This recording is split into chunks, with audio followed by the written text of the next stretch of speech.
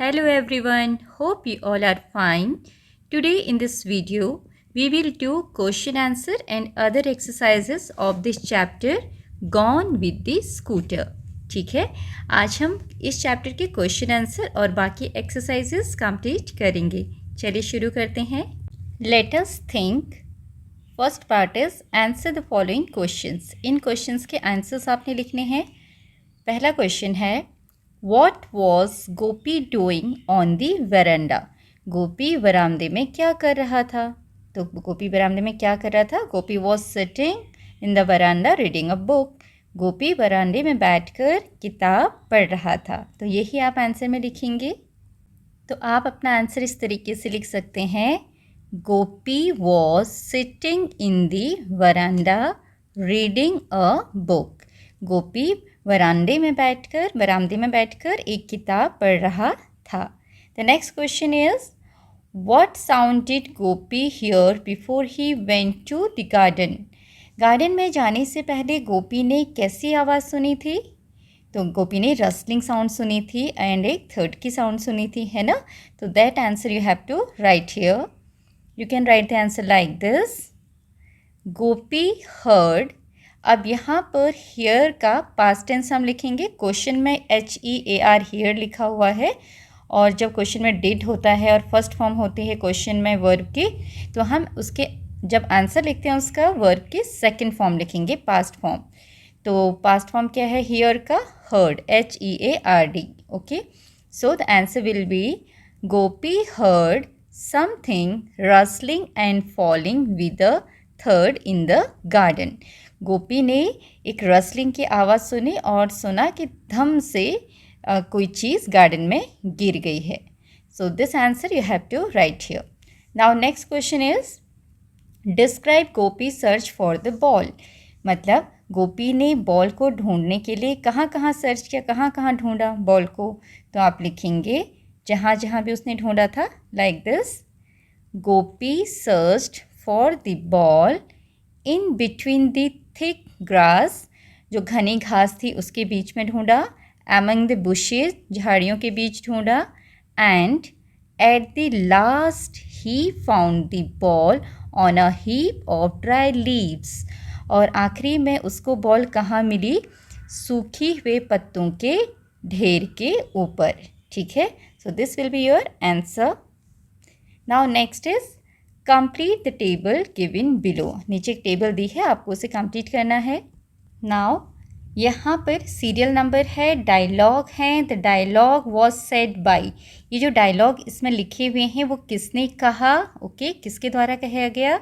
The dialogue was said to मतलब किसको कहा गया. ठीक है. First is the ball I found is a hockey ball. जो बॉल मुझे मिली है वो एक हॉकी की बॉल है. ये किसने कहा. ये गोपी ने कहा. GOPI, गोपी. और गोपी ने किसको कहा ये. तो ये बात गोपी ने किससे कही थी. दीपक से. जब दीपक ने बताया था कि उसके पापा एक न्यू ब्रांड फुटबॉल लेकर आए हैं, तो तब गोपी ने बोला पर मुझे तो जो बॉल मिली है वो हॉकी की बॉल है. ठीक है.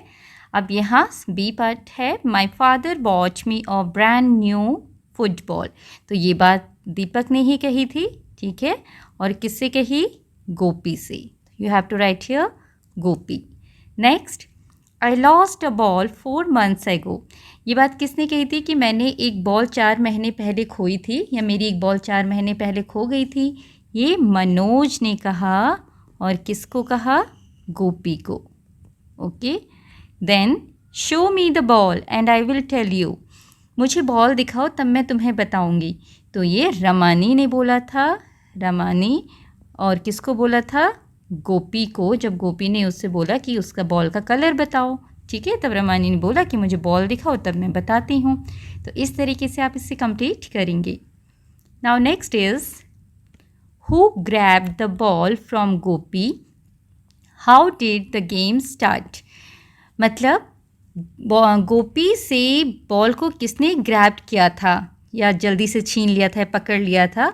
और how did the game start. इस क्वेश्चन के दो पार्ट हैं। पहले तो आपने बताना है कि किसने गोपी से बॉल को जल्दी से छीन लिया था और फिर गेम कैसे शुरू हुआ।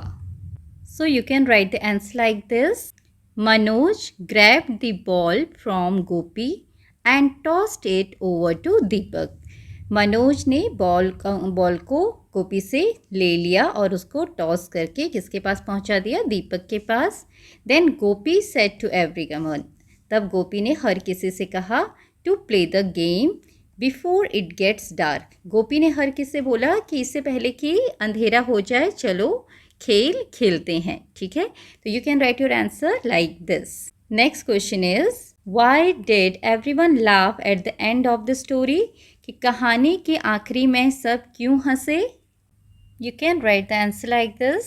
While playing the game Jay hit the ball so hard that it went past the playground. मतलब जब वो गेम खेल रहे थे तब जय ने बॉल को इतनी ज़ोर से हिट किया कि वो प्लेग्राउंड को पार करके चली गई and fail into the basket of a passing scooter. और वहाँ से एक जो स्कूटर पास हो रहा था, जा रहा था, उसके बास्केट में गिर गई। When the children reached there to take the ball, और जब बच्चे बॉल लेने के लिए वहाँ पहुँचे, the scooter was gone with the ball, वो स्कूटर बॉल के साथ वहाँ से जा चुका था। On seeing this all laughed, और यह देखकर सारे हंसने लगे कि जिस बॉल के लिए वो इतनी लड़ाई कर रहे थे पहले, वो बॉल वहाँ से चली गई। Now next is think and answer. सोचिए और उत्तर बताइए। पहला क्वेश्चन है what would you have done, आप क्या करते इफ़ अगर लाइक गोपी, गोपी की तरह you had found a ball, आपको एक बॉल मिलती that did not belong to you, जो कि आपकी नहीं होती। अगर आपको कोई ऐसी बॉल मिलती गोपी की तरह जो आपकी नहीं होती तो आप उससे क्या करते। ऑब्वियसली जब आप खेलते होंगे आपको भी ऐसे ही कोई ना कोई बॉल मिलती होगी, है ना। बॉयज़ तो अक्सर क्रिकेट खेलते हैं, फुटबॉल खेलते हैं, बहुत सारी चीज़ें खेलते हैं, तो बॉल तो मिलती ही होगी। तो आप क्या करते हो ऐसे में, आप खुद सोचिए। अक्सर हम क्या करते हैं, पहले अपने फ्रेंड्स से पूछते हैं या आसपास जो भी वहाँ पर खेलने आता है उससे पूछते हैं क्या उसकी बॉल तो नहीं खोई। अगर किसी की खोई होती है तो हम उसको दिखाते हैं कि ये आपकी तो नहीं है, अगर उसकी होती है तो हम उसे दे देते हैं। और मान लीजिए अगर वो किसी की नहीं हुई, तब आप क्या करते हो, तब अक्सर हम उससे अपने फ्रेंड्स के साथ खेलते हैं ना। तो इस तरीके से हम ये बात यहाँ पर बता सकते हैं। So you can write the answer like this. If I would have found a ball that did not belong to me, I would first ask my friends and other children who play there if they had lost any ball. अगर मुझे ऐसी ball मिली होती जो किसी की नहीं होती तो मैं पहले तो सभी से पूछता, अपने दोस्तों से, मैं फ्रेंड से और बाकी बच्चों से जो वहाँ पर खेलते हैं, ठीक है। If they had lost any ball, क्या पूछता है, क्या किसी ने अपनी बॉल खोई है। If it was not theirs, अगर वो उनकी नहीं होती, आई would have played with it with my friends, तब मैं उसके साथ, उस बॉल से अपने दोस्तों के साथ खेलता। So you can write the answer like this. Next is imagine, imagine करो what happens to the hockey ball after it is taken away by the scooter, where does it go, who finds it. मतलब imagine करो कि जो hockey की ball है उसको जब scooter वाले ने अपने साथ ले गया, स्कूटर वाला ले गया, तब वो कहाँ गई होगी वो ball, where does it go, वो कहाँ गई होगी वो बॉल, उस किसको मिली होगी वो बॉल, और उसके साथ क्या हुआ होगा। तो it's all about your imagination. So you can write the answer like this.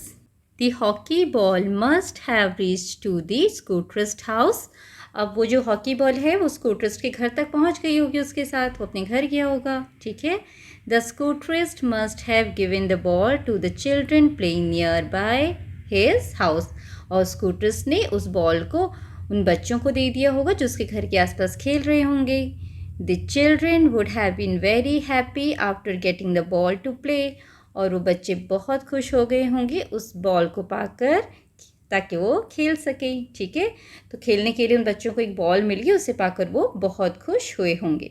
तो इस तरीके से आप अपनी कोई और इमेजिनेशन भी लिख सकते हैं, कोई और स्टोरी भी बना सकते हैं। Now what's the next question? Notice that the scooterist is wearing a helmet. आपने नोटिस किया है अपनी बुक में, देखो पिक्चर में क्या है, स्कूटरिस्ट ने एक हेलमेट पहना हुआ है. Why is it important to wear a helmet? तो आपको बताना है कि हेलमेट पहनना क्यों ज़रूरी है.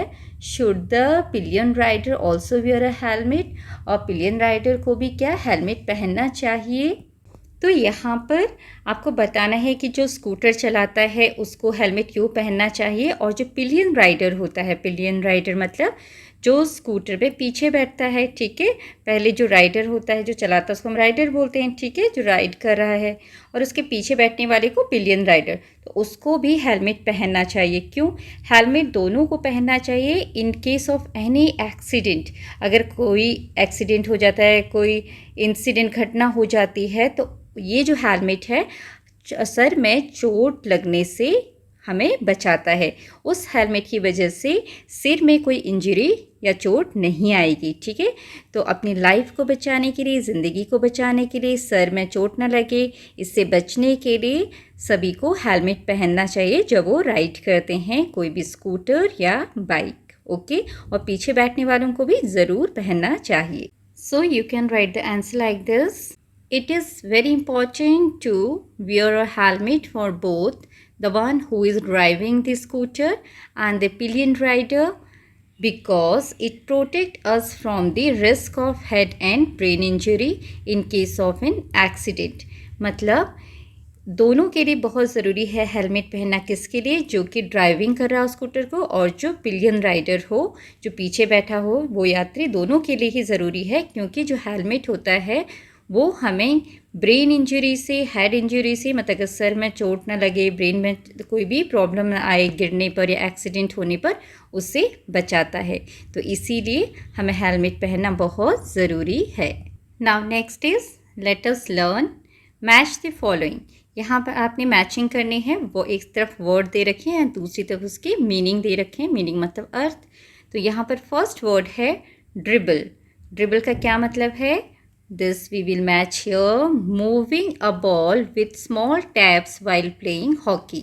बॉल को धीरे धीरे टैप्स करके उसको मूव कराना आगे को, दैट इज़ कॉल्ड ड्रिबलिंग. तो ड्रिबल का मतलब है बूस्ट.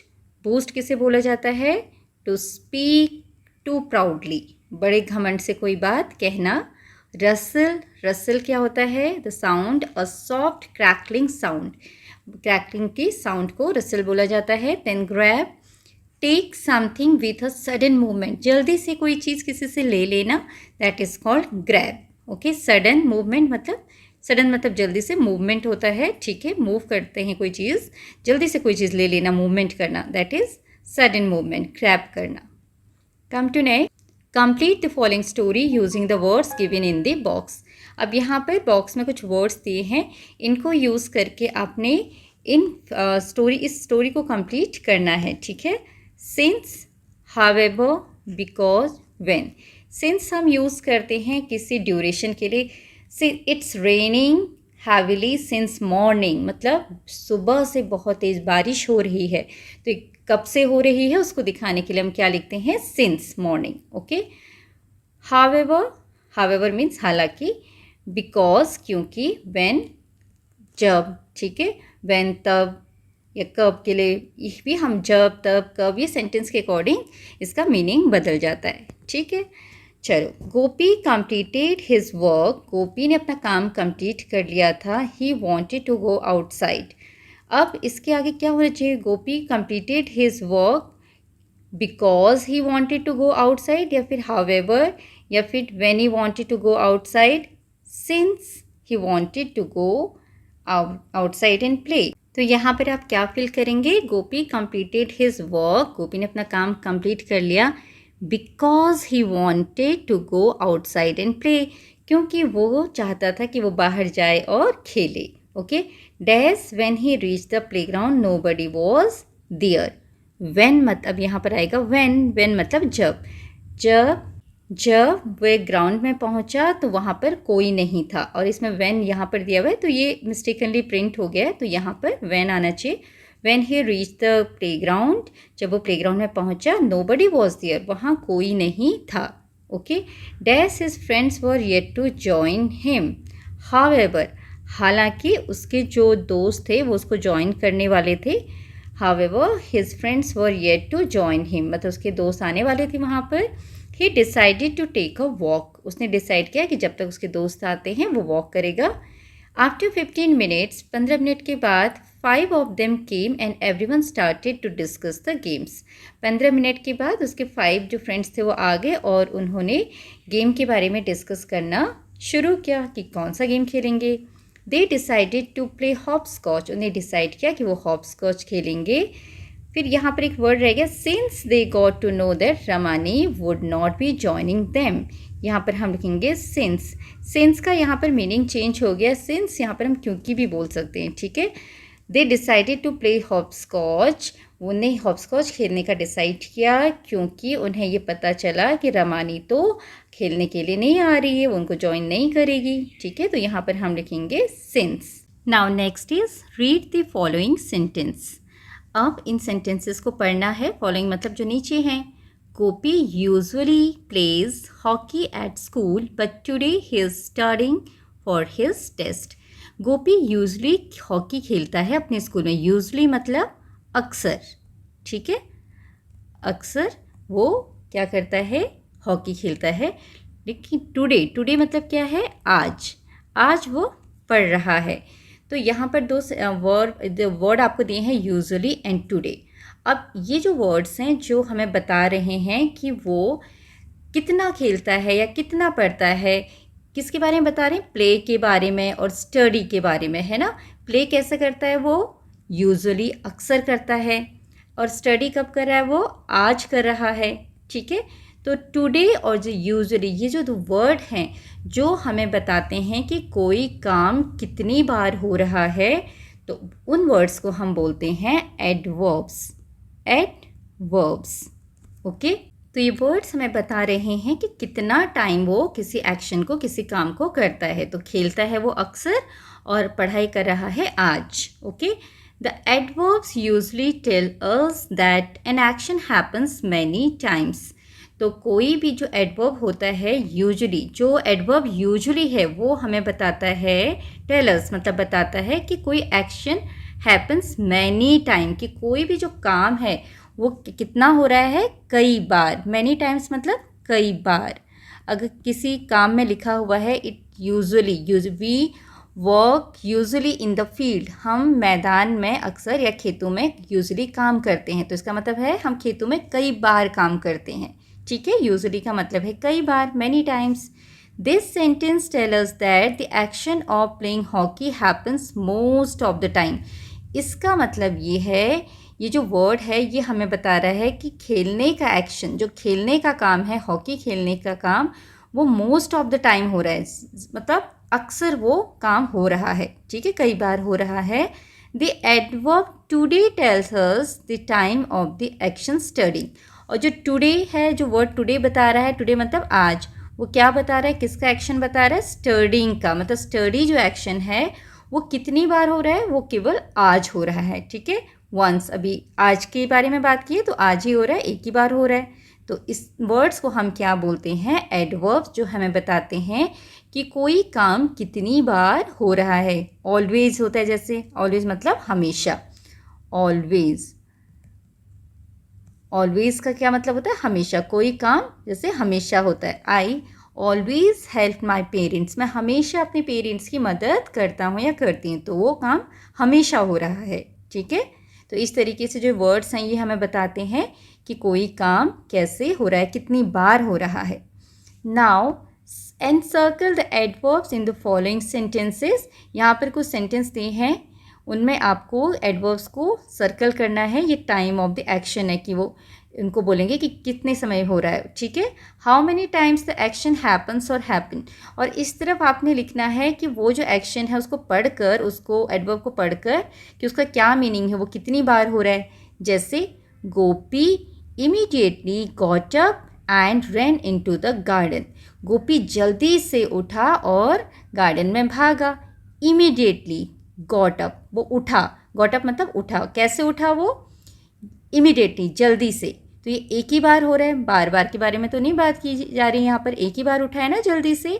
तो ये कितनी बार हुआ, वंस। हम इसको लिखेंगे how many times happen, once, immediately. Okay.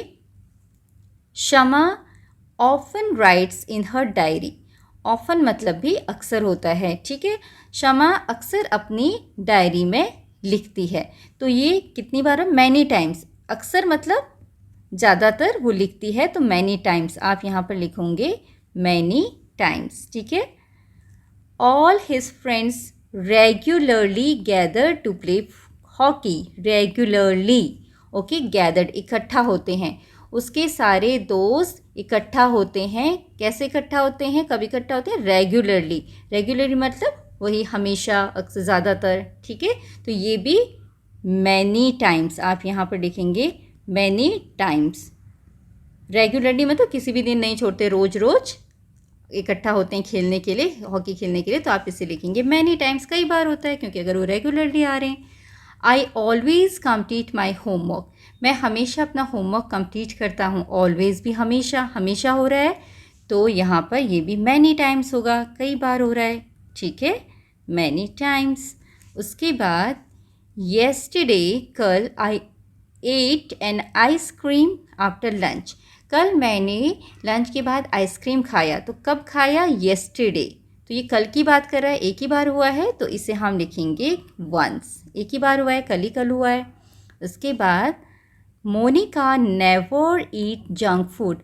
Monika junk food कभी नहीं खाती। नेवर, नेवर मीन्स कभी नहीं। तो इसके लिए आप क्या लिखेंगे, तो यहाँ पर नेवर बोला गया, नेवर मतलब कभी नहीं, तो मतलब एक भी बार नहीं हुआ है, ठीक है, कि उसने जंक फूड खाया हो। तो आप लिख सकते हैं यहाँ पे नॉट इवन वंस। एक भी बार नहीं हुआ कि उसने जंक फूड खाया हो। Now they are going to sing their favourite song. अब वो अपना फेवरेट गाना गाने जा रहे हैं। तो यहाँ पर एडवर्ब क्या है, नाउ, अब भी जा रहे हैं वो, ठीक है, अभी। तो ये एक ही बार हुआ है, तो यहाँ हम लिखेंगे वंस, ठीक है। इस तरीके से आप इसे कंप्लीट करेंगे। Now next is let us listen to your teacher, follow the instructions and draw accordingly in the space provided below. यहाँ पर आपकी टीचर आपको कुछ इंस्ट्रक्शन देंगे, आपने उनको ध्यान से सुनना है और जो बोलेंगे उसी के अकॉर्डिंग आपने नीचे एक ड्राइंग करनी है। इसमें क्या लिखा है, draw a few big dry leaves at the centre with no gap between the leaves. Draw a ball in the middle of the leaves. आपने बहुत सारे ड्राई लीव्स का पिक्चर बनानी है, ड्रॉ करनी है। फ्यू ड्राई लीव्स बोला, कुछ dry leaves, big dry leaves बनानी, बड़ी बड़ी सूखी पत्तियों के पिक्चर बनाने हैं। और उसके और उन पत्तियों के बीच में गैप नहीं होना चाहिए, ठीक है, बिटवीन द लीव्स। और जैसे कि आप यहाँ पर ये पेज है, इसमें बड़ी बड़ी पत्तियाँ इस तरीके से आप बना सकते हैं, ऐसे करके। और पत्तियों के बीच में क्या है, गैप नहीं होना चाहिए, आपको गैप नहीं दिखना चाहिए। इस तरीके से पत्तियां हैं, यहाँ पर पत्तियां हैं, ठीक है। इस तरीके से बहुत सारी पत्तियां आप ड्रॉ कर सकते हैं चारों तरफ। आप इसको सेंटर में बनाएंगे और पत्तियों के बीच में आपने कोई गैप नहीं रखना है। ऐसा लगना चाहिए कि पत्तियां आपस में बिल्कुल एक के ऊपर एक हैं, ओके। अब उसके बाद क्या करना आपने, then draw a ball in the middle of the leaves. अब इन लीव्स के बीच में आपने एक बॉल ड्रॉ करनी है। इस तरीके से आपने मान लो बॉल बना दी। फिर draw a few twigs here and there. और यहाँ वहाँ आपने कुछ लकड़ी की टहनियाँ गिरी हुई, ट्विग्स क्या होती हैं, लकड़ी, छोटी छोटी टहनियाँ, लकड़ी जो होती हैं पतली पतली, इस तरीके से ट्विग्स पड़ी हुई हैं, वो दिखा दी, ठीक है, लकड़ियाँ पड़ी हुई हैं आसपास। उसके बाद colour the leaves yellow and brown, colour the twigs brown. जो पत्तियां हैं उनको आपने येलो और ब्राउन कलर देना है, और जो ट्विग्स हैं, छोटी छोटी लकड़ियां हैं, उनको भी आपने ब्राउन कलर्स इसमें फिल करना है। नाउ व्हाट इज नेक्स्ट, ना you have found the ball. ओ, अब देखो यहाँ पर आपने जब कलर कर दिया पत्तियों को तो आपको बॉल मिल गई। ये जो गोल गोल है ये बॉल पड़ी हुई है ढेर के बीच में, ठीक है। तो इस तरीके से ये ड्रॉ करना है। Now next is let us speak The teacher starts a story with one sentence. Each student adds a sentence to continue the story. Teacher ने एक सेंटेंस बोल के एक स्टोरी स्टार्ट की है और उस स्टोरी को हर स्टूडेंट ने एक एक सेंटेंस बोलकर आगे बढ़ाना है. ठीक है, जैसे टीचर ने बोला, once upon a time a boy found a magic key. एक बार की बात है, एक लड़के को एक जादुई चाबी मिली. स्टूडेंट 1, पहला स्टूडेंट बोलता है, the key open the door to a secret garden. अब उस की से एक दरवाज़ा खुला जो कि एक सीक्रेट गार्डन में जाता था. दूसरा स्टूडेंट बोलता है, इन the garden he saw a talking rabbit. उस गार्डन में उसने एक बात करता हुआ रैबिट को देखा. ऐसा रैबिट जो बातें करता था उसे देखा. तो इस कहानी को इसी तरीके से आगे बढ़ाना है. फिर स्टूडेंट 3 उसके आगे बोल सकता है, the rabbit was very beautiful. ठीक है, या फिर the rabbit was looking very strange. वो रैबिट बहुत ही अनोखा अजीब लग रहा था. इस तरीके से उस कहानी को आप आगे बढ़ा सकते हैं. तो ये एक फन एक्टिविटी है. Do this in your class. Next is the title of this text book is santoor. इस बुक का नाम संतूर है. आपकी जो बुक है उसका नाम संतूर है. Say the word book. Text say the word santoor. Do you notice the difference? आपने जब ये वर्ड को बोला बुक, संतूर, तो आपने क्या इसमें कुछ डिफरेंस महसूस किया बोलते समय? Although both the words have double O in them, the sound of double O in book is short. The sound of double O in santoor is long. इसका ये मतलब है, जब हमने बोला बुक वर्ड, इसमें भी डबल ओ है, संतूर में भी डबल ओ है, लेकिन जब हम बुक बोल रहे हैं तो डबल ओ का छोटा सा साउंड आ रहा है. आवाज़ बहुत जल्दी ख़त्म हो जा रही है, बुक. ठीक है, डबल ओ की साउंड बहुत थोड़ी देर के लिए. लेकिन जब हम संतूर बोल रहे हैं तो ओ की साउंड थोड़ी लंबी है. संतूर ऊ, ठीक है, लॉन्ग. बुक छोटा सा ऊ, ठीक है, स्मॉल ऊ आ रहा है. तो यहाँ पर यही बात बताई गई है. से अलाउड द फॉलोइंग वर्ड्स. आपने ये नीचे दिए हुए वर्ड्स को पढ़ना है जोर से.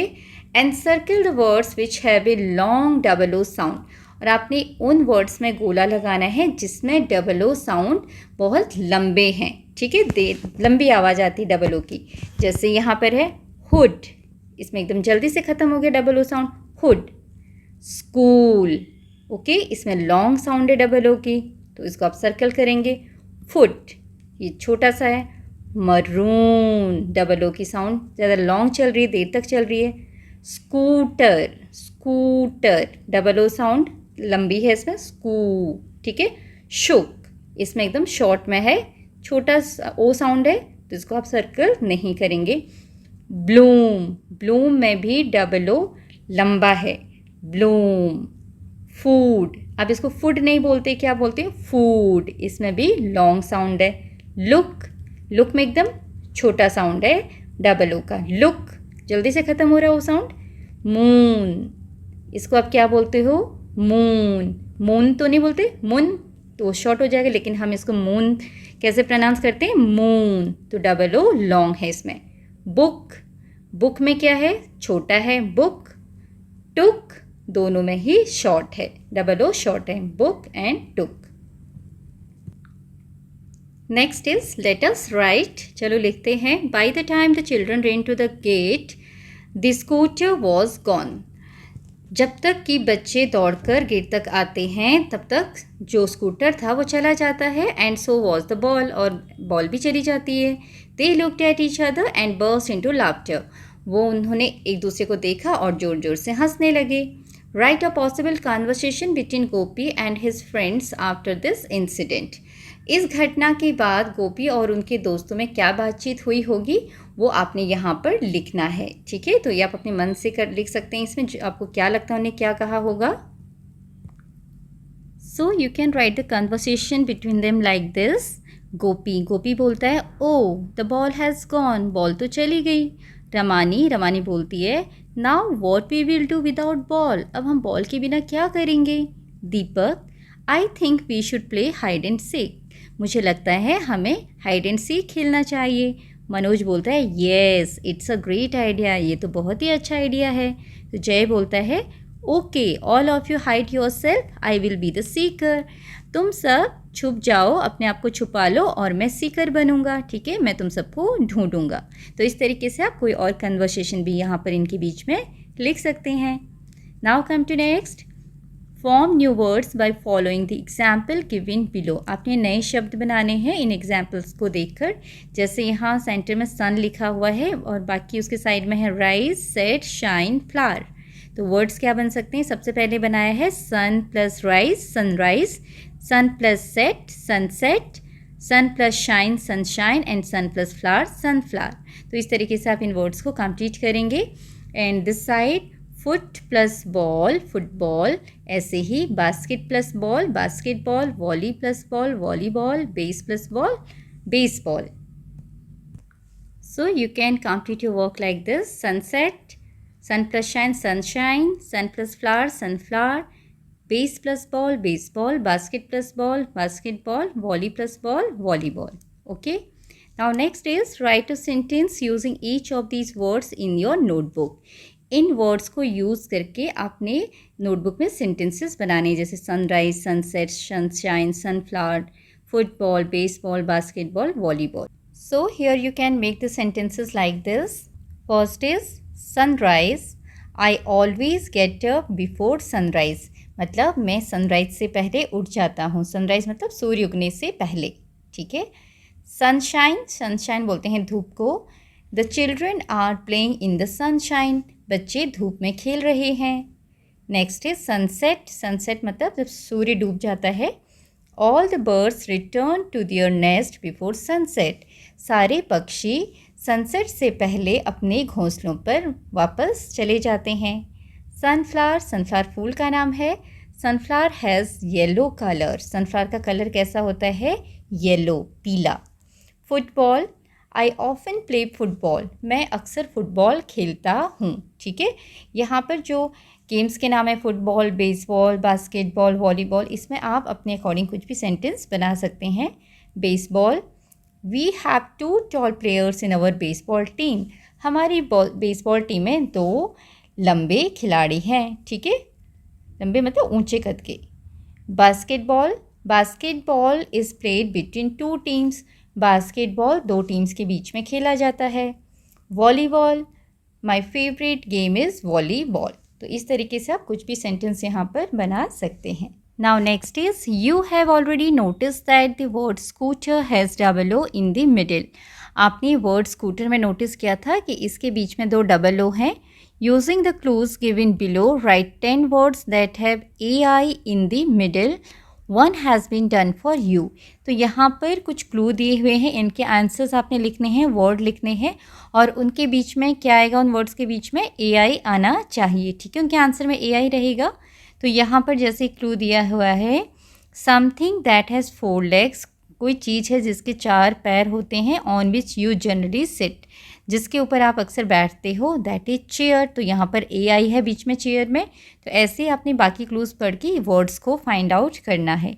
जैसे water that falls from clouds. पानी जो बादलों से गिरता है वो क्या होता है? रेन. तो इसमें क्या आया है? AIN, रेन, ठीक है. देन AI आया है इसमें, हमें AI के नीचे अंडरलाइन करना है. Then a vehicle that runs on tracks. एक व्हीकल जो कि ट्रैक्स में चलता है, तो क्या होता है ये? ट्रेन. ओके, AI आया यहाँ पर. You use this to colour your wall और पिक्चर्स. आप इसका इस्तेमाल करते हैं अपनी दीवारों को कलर करने के लिए और पिक्चर्स को कलर करने के लिए. तो ये क्या होता है? PAINT, paint. ओके. फिर the part of the body that helps you think. आपकी बॉडी का पार्ट जो आपको सोचने के लिए हेल्प करता है वो क्या है? Brain. BRAIN, brain. Now next is a slow moving creature with a shell. एक क्रिएचर, प्राणी जो कि बहुत धीरे धीरे चलता है उसका और उस पर शेल होता है उसके ऊपर. That is SNAIL, snail. Okay, AI इसमें भी है. Then letters and packages you send और रिसीव. आप जो लेटर्स या पैकेजेस भेजते हो या प्राप्त करते हो उनको क्या बोला जाता है? Mail. MAIL, mail. Then the movement of boats on water, जो बोट्स हैं पानी के ऊपर तैरती हैं उनके मूवमेंट्स को क्या बोला जाता है? Sail, SAIL, sail. Then all animals have them long और शॉर्ट, सभी जानवरों के पास ये चीज़ होती है, किसी की लंबी होती है किसी की छोटी होती है, तो वो क्या है? टेल, TAIL, टेल, पूंछ। Steps that take us from one floor to another, वो स्टेप्स, कदम जो हमें एक फ्लोर से दूसरे पर लेकर जाते हैं। तो यहाँ पर जो स्टेप्स जो हमें एक जगह से फ्लोर से दूसरी जगह पर लेकर जाते हैं, दूसरे फ्लोर तक लेकर जाते हैं, उसको हम बोलते हैं स्टेयर्स, STAIRS, स्टेयर्स, सीढ़ियाँ। ठीक है, तो इस तरीके से आप इसे कंप्लीट करेंगे। नेक्स्ट आपको ये एक गेम दिया हुआ है, let us to prepare a board game to play tiger and goats. तो आप इसको प्रिपेयर करेंगे, देखेंगे और इसमें कैसे खेलना है ये भी दिया हुआ है, तो आप इसको अपने आप कीजिएगा और इसे खेलिएगा। Now next is let us explore, चलो एक्सप्लोर करते हैं। Prepare a chart with the following categories, एक चार्ट बनाना है आपने, इसमें क्या है देखिए। तो यहाँ पर सबसे पहले सीरियल नंबर है, फिर नेम ऑफ द गेम है, फिर बताना है कि वो आउटडोर है या इंडोर है, प्लेयर्स नीडेड, कितने प्लेयर्स चाहिए, तो उसमें पूरी टीम चाहिए, जैसे कबड्डी का एग्जांपल दिया है। फिर इक्विपमेंट नीडेड, कोई सामान उसको खेलने के लिए चाहिए, तो वो भी आपने यहाँ पर लिखना है। जैसे पहला गेम है कबड्डी, ये आउटडोर है और इसको खेलने के लिए आपको एक टीम चाहिए, एंड देन इक्विपमेंट इसके लिए कुछ भी नहीं चाहिए। तो ऐसे ही आपने और गेम्स के नाम लिखने हैं और उनके बारे में बताना है। तो यहाँ पर 10 बॉक्सेस दिए हैं, तो 10 गेम्स के नाम आप यहाँ पर बता सकते हैं। तो यहाँ पर कुछ एग्जाम्पल दे दिए हैं स्पोर्ट्स के और गेम्स के, जो आप लिख सकते हैं। जैसे कि चेस इंडोर होता है, इसको इंडिविजुअल भी खेल सकते हैं और दो दो की टीम बना के भी खेल सकते हैं। तो इसके लिए क्या चाहिए आपको? Chess board and chess keys. Then football outdoor, एक टीम में खेला जाता है, इसके लिए आपको फुटबॉल चाहिए और एक नेट चाहिए। देन बैडमिंटन आउटडोर गेम है, इसको इंडिविजुअल भी खेल सकते हैं और टीम में भी खेल सकते हैं, और इसके लिए क्या चाहिए आपको? Rackets and cork. Then volleyball outdoor game, ये टीम में खेला जाता है और इसमें आपको एक बॉल चाहिए और एक नेट चाहिए। देन क्रिकेट आउटडोर गेम है, टीम चाहिए इसमें खेलने के लिए, एंड ये बॉल, बैट और स्टम्प चाहिए होते हैं। Then kho kho outdoor, team चाहिए एंड 2 पोल्स होते हैं साइड में। देन कैरम इंडोर, इंडिविजुअल और टीम में बना के भी आप खेल सकते हो, दो दो की टीम बना सकते हो और इंडिविजुअल भी खेल सकते हो। इसके लिए आपको कैरम का बोर्ड चाहिए, कॉइन सेट चाहिए और एक स्ट्राइकर चाहिए। Then snake and ladder, this is also indoor, आप इसको इंडिविजुअली खेलोगे और इसमें एक आपको स्नेक एंड लैडर का बोर्ड चाहिए, एक डाई चाहिए और प्लेइंग पीसेस होते हैं वो चाहिए। देन हाइड एंड सीक, ये आउटडोर है, आप इसे इंडिविजुअली खेलते हैं और इसमें कुछ भी नहीं चाहिए होता है। तो इस तरीके से आपका ये चैप्टर कंप्लीट होता है। आई होप इसमें जो भी बातें सिखाई गई हैं वो आपको अच्छी तरीके से समझ में आई होंगी। Thank you for watching.